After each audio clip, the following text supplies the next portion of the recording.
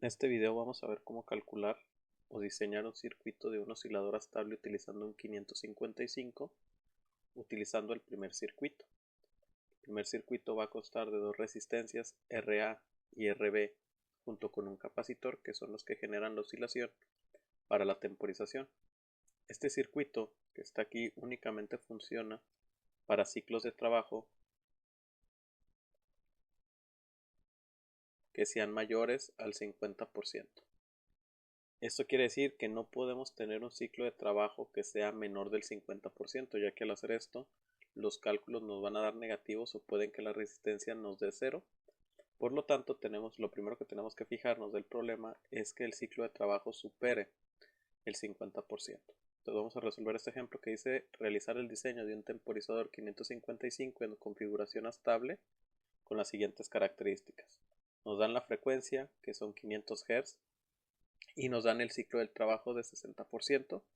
Nos piden calcular cuánto va a ser el tiempo en alto, el tiempo en bajo y el valor de la resistencia y el capacitor necesarios para poder tener estas características. Entonces, una vez que verificamos que el ciclo de trabajo supera el 50%, podemos comenzar. Entonces, lo primero que hay que hacer o el primer paso es que nos dan frecuencia. Entonces, lo que tenemos que hacer es calcular el periodo, calcular el tiempo total de la onda. Recordemos que nosotros vamos a tener a la salida, una onda cuadrada periódica en la que nosotros vamos a tener un periodo que corresponde al tiempo que dura todo el ciclo, el tiempo en alto y el tiempo en bajo. Esta parte sería el tiempo en alto y esta parte sería el tiempo en bajo. Entonces a nosotros nos dan la frecuencia, nosotros tenemos que conocer el periodo, o sea el tiempo en milisegundos o en segundos. Entonces el primer paso sería calcular el periodo y la fórmula del periodo nos dice que el tiempo va a ser el inverso de la frecuencia. Entonces en este caso nuestro periodo sería 1 entre 500 y vamos a tener un periodo de 2 milisegundos. O lo que es lo mismo, 2 por 10 a la menos 3 segundos. Entonces ya una vez que tenemos el tiempo que dura todo el ciclo, quiere decir que todo este ciclo dura 2 milisegundos, ahora sí podemos calcular los tiempos.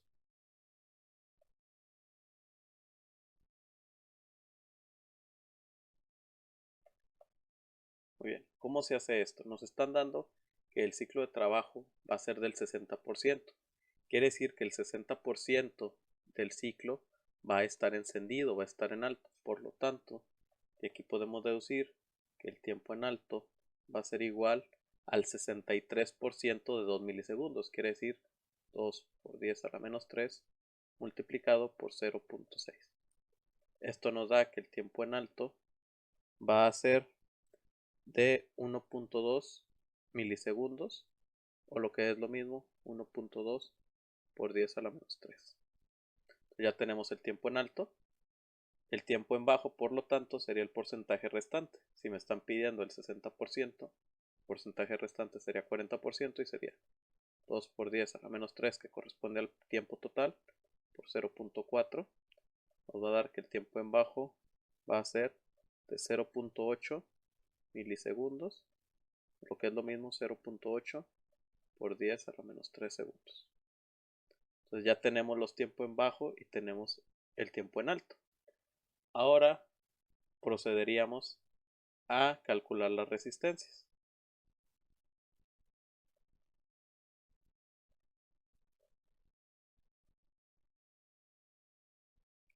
¿Cómo calculamos las resistencias? Nosotros tenemos dos fórmulas. La primera fórmula nos dice que el tiempo en alto va a ser igual a 0.693 multiplicado por el valor de capacitor multiplicado por la suma de ambas resistencias, que es decir, RA más RB. Esa sería la primera fórmula para el tiempo en alto. Tenemos otra fórmula que nos dice que el tiempo en bajo va a ser igual a 0.693 por el valor del capacitor por el valor de la resistencia B. Entonces observamos que nosotros ya tendríamos el tiempo en alto y tendríamos el tiempo en bajo. Por lo tanto, podríamos despejar de las fórmulas los valores de las resistencias. Entonces si yo despejo de la primera ecuación, o mejor dicho, primero voy a resolver la segunda ecuación porque únicamente tiene una incógnita. Este término que está multiplicando lo paso para el otro lado dividiendo y me va a quedar que la resistencia B va a ser igual al tiempo en bajo dividido entre 0.693 por el valor del capacitor. Entonces aquí ya tendríamos despejada la primera resistencia. Entonces ahora sí puedo despejar de la primera fórmula, puedo despejar el valor de RA. Este término pasaría dividiendo y esta RB que está sumando pasaría restando. Por lo tanto me quedaría que RA va a ser igual al tiempo en alto dividido entre 0.693 por el valor del capacitor menos la resistencia B. ¿Qué sucede? Ya tendríamos una sola incógnita. Tendríamos la incógnita del valor del capacitor. Por lo regular, encontrar capacitores de variables o de un valor fijo es más complicado que encontrar valores resistivos. Por lo tanto, se propone el valor de un capacitor.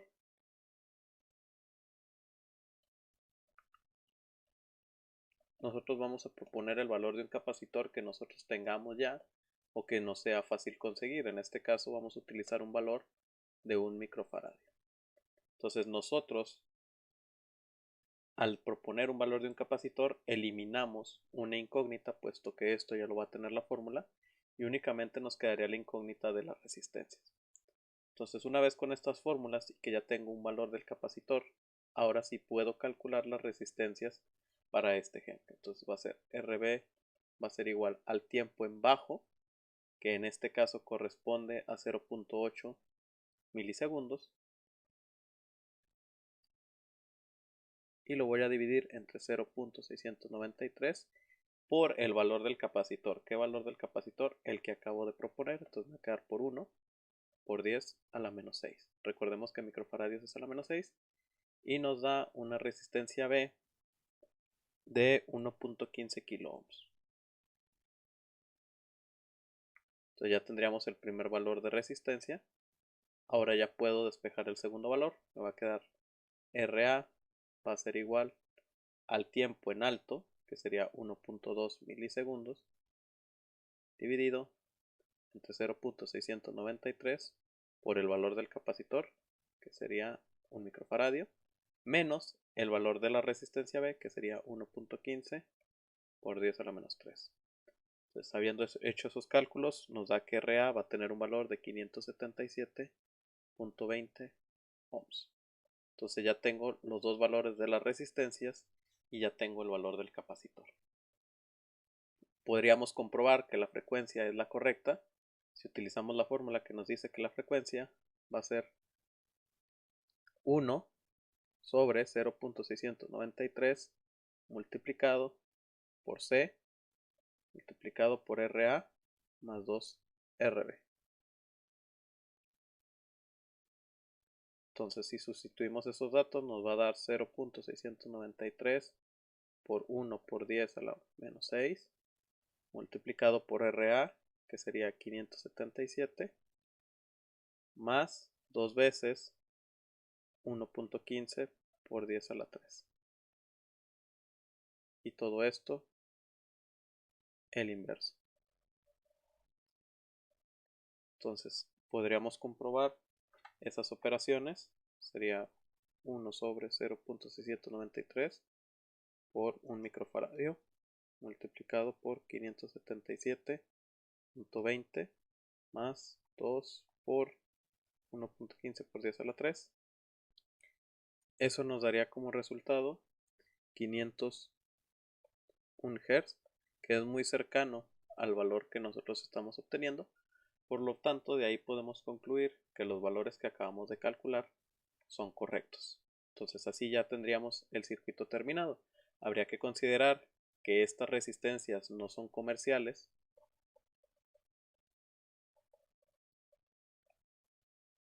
y por lo tanto un circuito físico con estos valores no se puede armar, tendríamos que utilizar potenciómetros. Entonces, para efectos del ejemplo, debido a que vamos a utilizar el simulador, pues no importa mucho, pero ya al momento de armarlo físicamente, pues sí tendríamos que tener en cuenta que estos valores no existen de manera comercial y tendríamos que utilizar un arreglo de una resistencia en serie con un potenciómetro que nos permita ajustar o calibrar los tiempos que nosotros estamos necesitando.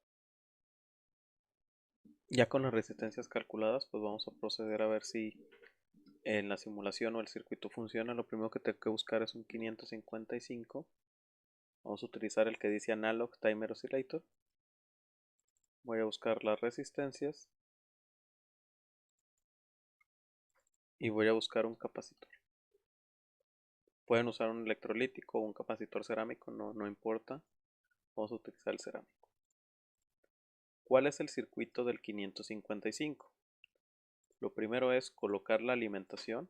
En este caso el circuito funciona hasta 16 volts. Yo lo voy a trabajar a un voltaje de 5 volts, que es un voltaje que se utiliza bastante. Voy a colocar la tierra en el pin 1. Posteriormente el pin de reset lo voy a conectar a 5 volts. Porque cada que observemos que un circuito integrado que tiene un circulito dentro de una terminal quiere decir que es activo en bajo. Por lo tanto, como yo no quiero que el temporizador esté reseteándose, lo voy a colocar en alto. Posteriormente voy a puentear el pin 2 con el pin 6. Y ahora procedería a armar el circuito. También es muy común colocar aquí un capacitor de 100 nanofaradios conectado a tierra para estabilizar. No es obligatorio, pero se recomienda ponerlo. Y posteriormente comenzaríamos a armar nuestro circuito. Vamos a poner el valor de RA, posteriormente RB. Y aquí colocaría el valor del capacitor. Entonces ahí conectaría la resistencia. La resistencia iría conectado a los 5 volts. El pin 7 va conectado a la unión de la resistencia A junto con la resistencia B. La unión del pin 6 y el pin 2 va conectado a la unión de la resistencia B junto con el capacitor. Y el capacitor iría conectado a tierra. Entonces procederíamos a colocar los valores que hemos establecido. En este caso RA vale 577.20. Recordemos que es una simulación, por lo tanto no importa si coloco los valores decimales, en la práctica no sería así. Y aquí tendríamos 1.15 kilos. Y el valor del capacitor es de 1 microfaradio. Ya que tenemos todos los valores colocados, el circuito terminado, conectaremos a la salida. Hay dos formas de visualizar. Si nosotros queremos medir los tiempos, podemos conectar un osciloscopio colocando el canal A en la salida que corresponde a la terminal Q o al pin 3. Esa es la primera opción. La segunda opción es colocar un LED para ver el parpadeo. Voy a buscar un LED activo.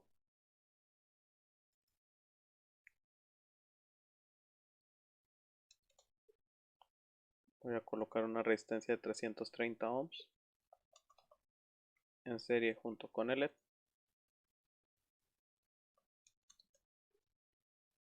Y el LED conectado a tierra.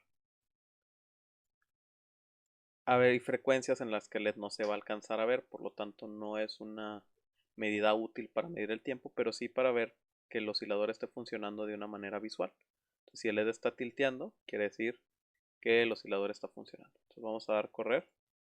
Podemos observar que el LED está encendiendo y apagando, obviamente no en tiempo real por la simulación. Y aquí podemos ver la forma de onda. Tenemos 5 volts por división.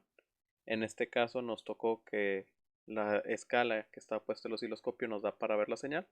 Si no, tendríamos que mover la escala hasta poder observar la onda de manera estable. En caso de que no se estabilice, podemos utilizar el modo de un disparo, en el que el osciloscopio únicamente nos va a dar una captura. Y ahora sí podemos medir con los cursores si los tiempos que se establecieron son los correctos. Voy a colocar la lupa para alcanzar a observar bien los, los valores. Entonces aquí voy a tomar el cursor y voy a medir en el 0 donde comienza la onda y voy a medir primero el tiempo en alto. Recordemos que esto era aproximadamente 1.2. Nos fijamos que nos está dando 1.18 milisegundos. Recordemos que truncamos decimales, por lo tanto estamos muy cerca del valor que se estaba esperando. Si colocamos el valor de toda la onda, nos damos cuenta que el ciclo dura completamente los 2 milisegundos. Entonces de esa manera ya comprobamos que el tiempo en alto y la frecuencia están correctas. Por ende, también el tiempo en bajo debe estar correcto, pero por si las dudas vamos a medir. Vamos a colocar aquí y podemos ver que la diferencia son aproximadamente de 0.8 milisegundos. Entonces ya con eso comprobamos que el circuito funciona correctamente. Utilizando el osciloscopio y aparte podemos visualizar también con el LED que está tilteando. Entonces para eso funciona un 555 para generar una señal cuadrada o lo que es lo mismo, si lo quieren ver de otra manera, para poder hacer parpadear un LED. Bien, con la finalidad de no dejarlo únicamente en la parte de simulación del circuito, vamos a armar el circuito o una simulación de cómo sería el armado en Protoboard, en la tablilla de prototipos, utilizando este software de simulación que se llama Tinkercad. Es gratuito y es en línea, por lo tanto no hay que instalar nada. Únicamente hay que crear una cuenta y hacer un circuito. Entonces lo primero que tengo que hacer pues, es buscar una placa de pruebas. Está esta placa o podemos dar aquí en componentes, buscar en todos. Y aquí tenemos todos los componentes con los que cuenta Tinkercad. En este caso, como el circuito es pequeño, pues me basta con una protoboard de este tamaño. Puedo utilizar también otros tamaños de placa. Entonces, ya con la placa puesta, pues voy a proceder a colocar una fuente de alimentación de 5 volts, que es en esta parte de instrumentos donde dice suministro de energía. ¿Okay? Entonces, si damos clic sobre la fuente, nos va a dar los parámetros con los que va a trabajar. En este caso es voltajes de 5 volts. ¿Cómo se utiliza el protoboard? Bueno, la protoboard tiene columnas y tiene filas, dependiendo de cómo lo veamos. Entonces, en este caso, toda la fila, quiere decir todos los pines, de hecho aquí podemos ver cómo se sombrean, todos los pines que estén en la misma fila en las alimentaciones, llámese por alimentaciones esta parte de aquí y esta parte de acá, toda la fila está conectada entre sí, quiere decir que este punto está conectado con todos los de la misma fila. Aquí podemos ver cómo se ilumina diciendo que este punto es igual a todos los que están en verde y este punto está igual a todos los que están en verde. Sin embargo, no están comunicados el menos y el más. Por lo regular, estas tiras se utilizan para la alimentación, no es obligatorio, pero se acostumbra a ponerlo así. Entonces lo que vamos a hacer sería conectar la terminal roja de la fuente en el positivo. Podemos cambiar el color para poder tener una mejor visualización. Lo voy a poner en rojo y la punta negra la colocaría en esta parte. Hay que tener cuidado puesto que esta parte de arriba no está conectada con la parte de abajo. Quiere decir que aunque nosotros tengamos alimentación en esta parte, no quiere decir que está alimentado acá. Por lo tanto, tenemos que puentear, tenemos que hacer puentes de un extremo a otro si es que se quieren utilizar todas las líneas de alimentación. Entonces aquí vamos a puentear en color rojo las positivas y las negativas las voy a puentear en color negro para tener una visualización. Entonces de esta manera ya tendríamos las dos tiras de alimentación puenteadas o unidas. Esto es útil para circuitos más grandes, en este caso no va a ser tan necesario, pero nos va a ayudar. Entonces ya una vez que tenemos nuestra alimentación conectada, voy a buscar el temporizador 555, que es este que está aquí.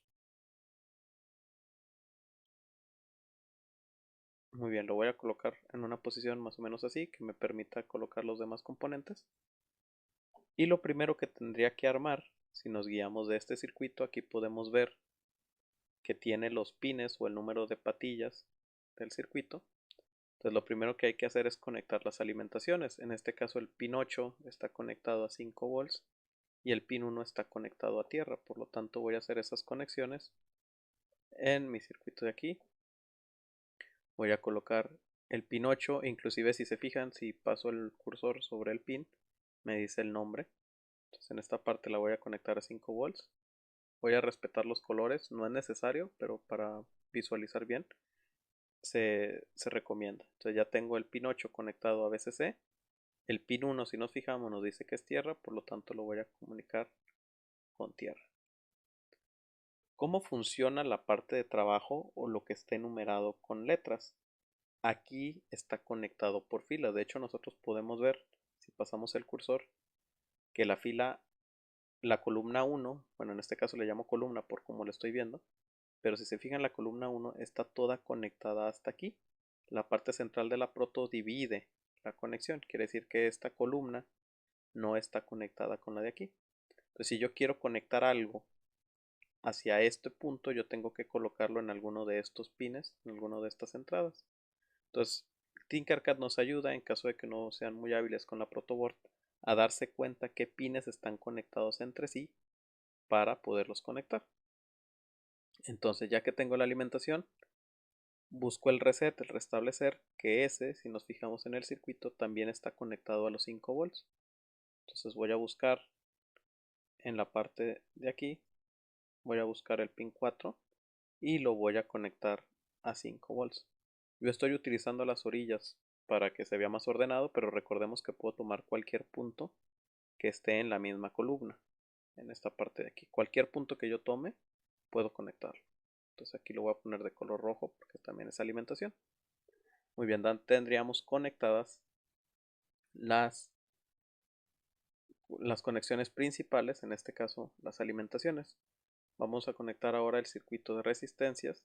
Nos fijamos que la primera conexión nos dice que la resistencia A está conectada una terminal hacia el positivo y otra hacia el pin 7. Entonces, una recomendación que yo les hago es formar los dibujos que obtiene el esquemático en la protoboard o tratar de ordenarlos.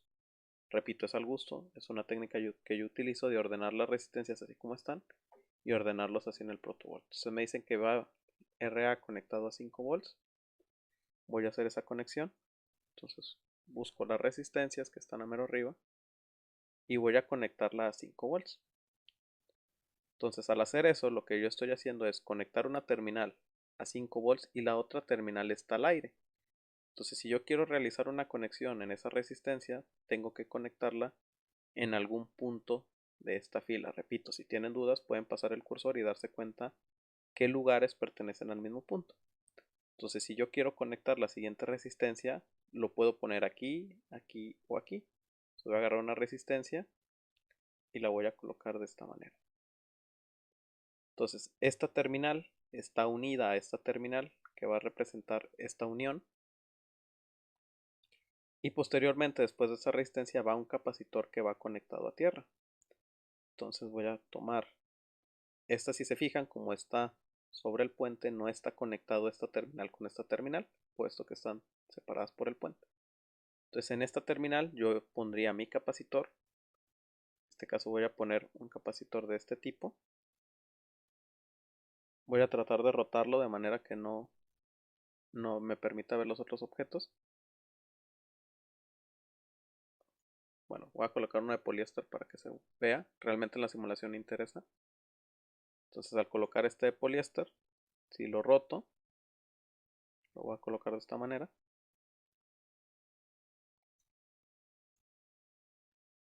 Entonces aquí ya estaría conectada con este pin de la resistencia y el siguiente pin me dice que va a tierra. Por lo tanto lo conecto de esta manera. Entonces aquí iría de color negro. Entonces no importa si lo pongo aquí o lo pongo acá, puesto que las terminales están dentro de la misma fila y la conexión se realizaría. Muy bien, entonces ya tenemos toda la parte que sería esta rama. Procedemos entonces a realizar la siguiente conexión. Me dice que el pin 7 está conectado a la unión de ambas resistencias. Aquí tengo un error, estaría conectado aquí. Muy bien. Entonces esto iría conectado a esta parte. Por lo tanto voy a hacer la conexión. El pin 7, que aquí está la descarga, va a ir conectada a la unión de las resistencias. Esto lo voy a poner de un color diferente, de un color naranja. Y posteriormente me dice que el pin 2 está conectado al pin 6. Por lo tanto voy a hacer esa conexión. Entonces voy a buscar el pin 2. Lo voy a poner a una fila que esté en blanco, que no tenga ningún pin. Tengo que cruzar, aquí está el punto 6, por lo tanto yo voy a poner un cable aquí. Y posteriormente lo voy a puentear. Aquí depende mucho de la técnica que se utiliza para armar en proto. Yo al menos lo hago así, pero también se puede poner un cable directo que vaya desde aquí hasta acá. A mí me gusta tener los circuitos ordenados, por lo tanto lo hago de esta manera, pero también se podría tener un cable que vaya directo desde aquí hasta acá. Entonces ya tenemos la unión del pin 2 con el pin 6 y me dice que eso va unido, va conectado a la unión de la resistencia y el capacitor. Lo voy a quitar por un momento para poder hacer la conexión. Entonces aquí ya estaría conectado al pin 2. Como el pin 2 está conectado al pin 6, pues sería el mismo punto. Entonces ya una vez que hice la conexión, vuelvo a poner el capacitor en su lugar y ya estaría conectado. Entonces ya tendríamos el circuito completo. El pin 5, bueno, el pin 3 es la salida. El pin 5 no es necesario colocarlo como tal, pero pues lo vamos a colocar. Tener mucho cuidado de no ponerlo aquí, porque si lo pusiéramos aquí estaría conectado al pin 2. Entonces el pin 5 es un capacitor que va conectado a tierra. Primero voy a hacer la conexión a tierra y posteriormente ya coloco el capacitor. Entonces aquí ya tendríamos el pin 5, tendríamos conectado a tierra. Entonces ese sería el circuito que nosotros tenemos acá de este lado. Si se fijan, ya tenemos todas las conexiones. Entonces en este caso me faltaría comprobar que el circuito está funcionando. Para eso voy a buscar mi osciloscopio.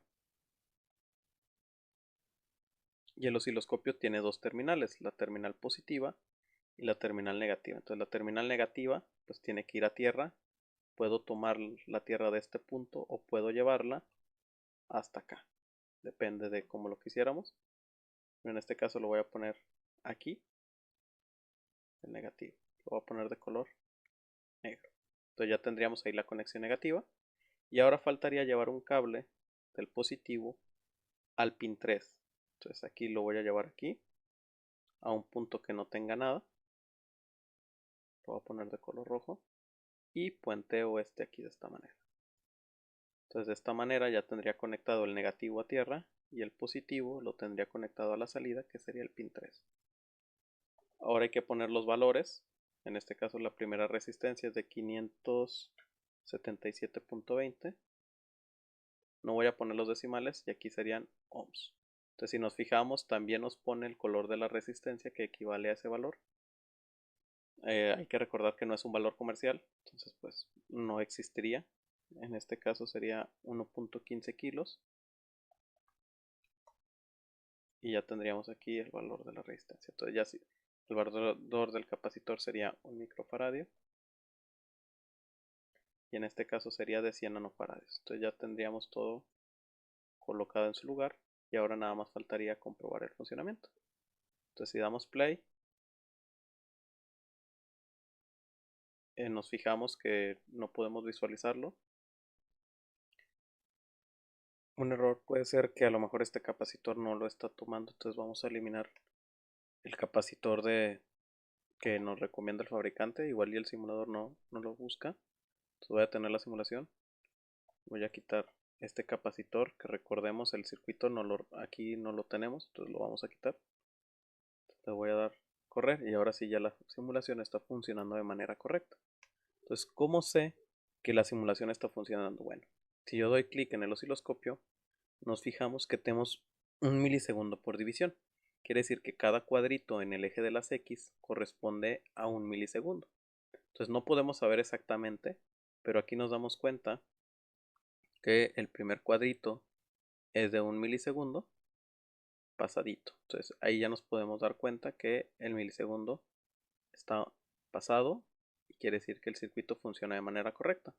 Otra manera de comprobar que funciona es que el circuito nos está dando un ciclo de trabajo aproximadamente del 60% y la onda está más recortada aquí. Entonces en este simulador es una otra opción en la que podemos visualizar cómo sería el armado en protoboard del circuito y medianamente comprobar la frecuencia utilizando el osciloscopio que tenemos aquí de este lado.